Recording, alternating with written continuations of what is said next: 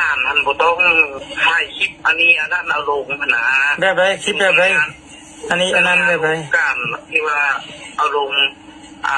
เพจเอาลงมันคลิปอันนี้อันนั้นนะเขาโจมตีเขาเว้าให้ร้ายมันบ่ถือแบบไรเนาะการจะตั้งคันเทิงแนวคิดการจะตั้งคันเทิงมันเป็นจังไหนตัวอย่างว่าอยากให้เป็นจังไดเอาเขาเว้าให้มันเอาลงทั่วประเทศล่ะเขามันบ่งามเขาได้นี่บ่งามมันจะได้ห้องการมันก็ตั้งอยู่นั้นผู้ใดก็เห็นบ่ทายเขาก็เห็นอยู่แล้วเด้สิเป็นอีหยังทายห้องการบ่ได้ว่าห้องการนี่บ่ดีทายซื่อๆว่าห้องการอันนี้มันอยู่นี้อยู่นั้นก็คือหาทายว่าทัดล่วงอยู่นี้เด้อประตูใส่อยู่นี้เด้อคนบ่เห็นก็เบิ่ง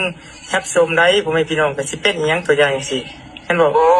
บนสถานะละบ่ก็บ่เกี่ยวอันนี้งานโอกาสนะมันโอกาสสิเป็นหยังหมอโซเวียงจันทน์ก็ทายอันนี้นางก็ทายเขาก็ไปเด้ตัวอย่างกล้าไปกล้ามาลุงเข้าไปรวมมันนี่เขามอบให้น้องเว้าเบิ่งแม่นแล้วเขานำจับด้านได้จับเฮ็ดพ่นหยังดงเว้าลุงน้องเว้านุ่งอันถือไปร้านไปทานนี่จับเฮ็ดพ่นหยังตัวอย่างแบบไหน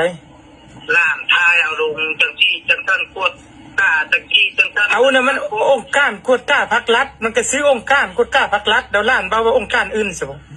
เดี๋ยวมันผิดว่าตัวอย่างว่า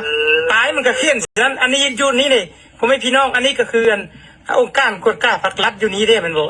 มันเป็นหน้าที่ก็ลักษณะแบบองค์การเป็นองค์การกวดสอบแห่งรัฐเนาะประมาณนี้เนาะมันบอกหน้าที่ก็ขึ้นกับเข้าเฮ็ดเนาะนี่ล้านกับบูแต่ว่าอันนี้มันเป็นองค์การกวดสอบแห่งรัฐเดี๋ยวถึงขันจับเข้าคุกว่าหลุงแบบนี้ก็จับเข้าคุกไรบ่ว่าร้านจะไปเที่ยงเขาว่าเขาเฮ็ดให้การตั้งแล้วก็เข้าใจอยู่ว่าก็เข้าใจอยู่ลุงอยากเตือนแต่ล้านก็บ่ได้ล่วงเกินเขาเป็นนายว่าโอ้องค์การนี้บ่ดีเด้เนาะองค์การอันนั้นอันนี้บ่ดีเด้เนาะเฮ็ดจังซี่จ้ะล้านบ่ได้เว้าจักคำไปเบิ่งในคลิปรถ